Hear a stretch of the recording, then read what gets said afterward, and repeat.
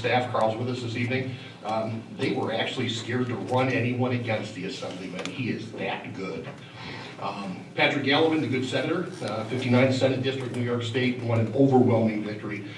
He had people, apparently even locally, passing petitions for his opponent. That's kind of strange compared to how much work he does for us. But he won with 76% of the vote. Again, an absolute mandate for Senator Gallivan.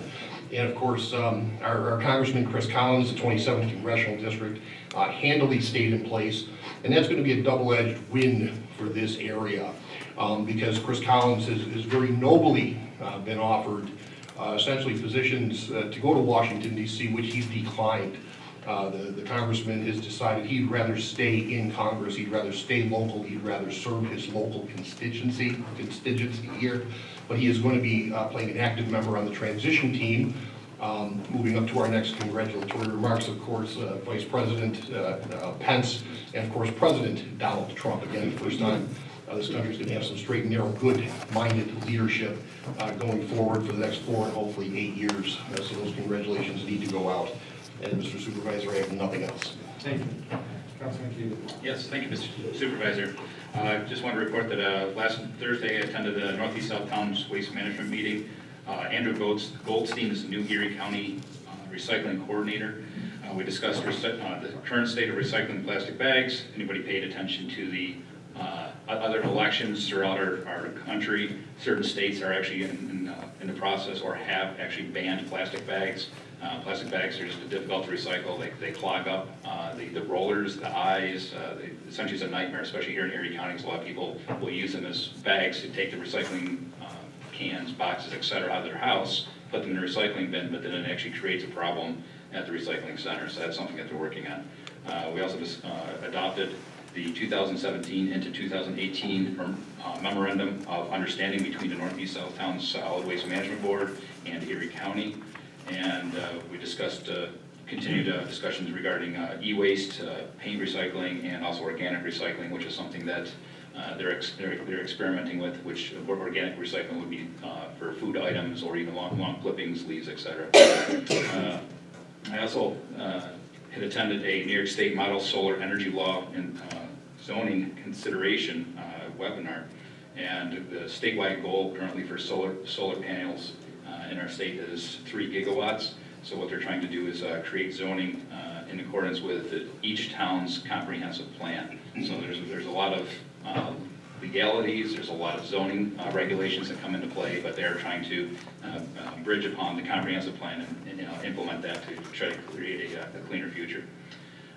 This past Monday, I attended the Association of Towns Personal Management School in Rochester, and I think I will tell everybody out here, including the board, why I voted no on the budget. Anybody that was at the budget hearing or the budget meeting downstairs, they heard my concerns. The members that weren't here, you can hear my concerns. Essentially, right now, from the information I've received from the finance class to Dreshel Malecki, also the Association of Towns, one of the concerns right now is a 0% increase on your taxes. It sounds great, it looks great, but there's a lot of towns that have actually come into trouble with that. So something we just have to keep in the back of our minds and be careful with, when we do pass these budgets. I'm not saying it's a bad thing, I'm not saying it's a good thing. I just want to bring awareness to that particular state. When it comes down to some of the other lines on the budget, I personally didn't agree with all of them.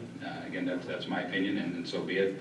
I also looked at our celebrations account, which is something I brought up to the board.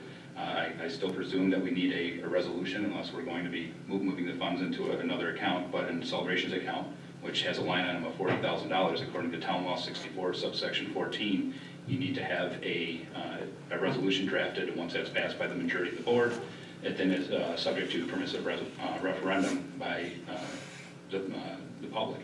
So that is one of the other reasons I stated no.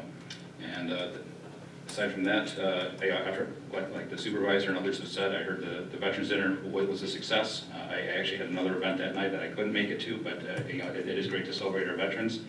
And that's all I have for tonight. Thank you. Thank you, Councilman. Under the supervisor's report, first of all, I'd like to thank Legislator Mills who came to the Veterans Dinner. He presented the veterans of the town with nice proclamation that will be framed and hung up. We also were able to get a nice picture of all the veterans in town upstage, on a stage that attended the dinner. I'm sorry if some people weren't able to attend or weren't being there, I will definitely look into that. We've gotten some really nice thank you letters, and the one that stood out was from this gentleman. He was a Korean vet, and I just want to take a moment to read this. He said, "Thank you for providing a great evening for the vets of Boston. The first time I have ever seen anything for the vets like that. Great to see how many from Boston shared stories never told before. A long time ago, we didn't ask why.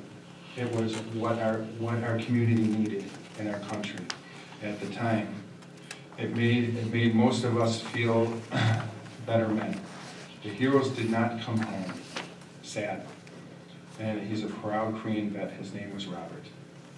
So the cards I will keep, and I'll display them. I don't know if it's appropriate to put them up on the website, but I think it's appropriate that these people were recognized and that we kicked off the 200th anniversary for those people who actually gave us the freedoms to do what we do. It was a great success. And the success was in those gentlemen's faces and women's faces who showed up there.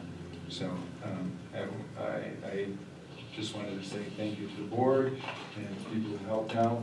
It was a fantastic event. Had the opportunity to talk downstairs with some of the councilmen on some of the drainage issues we're going to work on. Mr. Munger's going to work on one that is behind the Boston Fire Company, so we're going to see if we can get Erie County and Erosion on board for that, to clean out some of those drainage ditches, and then talk to Councilman Keating downstairs, put him in contact with the gentleman who wants to run classes at the town of Boston. I think they've been done here in probably 20, 30 years to give gun safety courses here. So I think it'd be great when most of our community has to go to other communities to receive that. So, and they do that for free here too. So he's going to be in contact with that gentleman for here. Other than that, the town budget. I'm actually really proud of the town budget. We did a great job with it. We haven't raised taxes in 8 years. I think it is a great budget. The money saved within the town has grown. I think the firemen's thing, as the gentleman stated, is getting better and getting better. And I think that they did a good job on that. So I couldn't be proud of another budget passed. But other than that, I have nothing. I make a motion then to adjourn the meeting. Second. Councilman Munger? Yes. Councilman Genzel? Yes. Supervisor Bell? Yes. Councilman Ordway? Yes. Councilman Keenan? Yes. It's like you change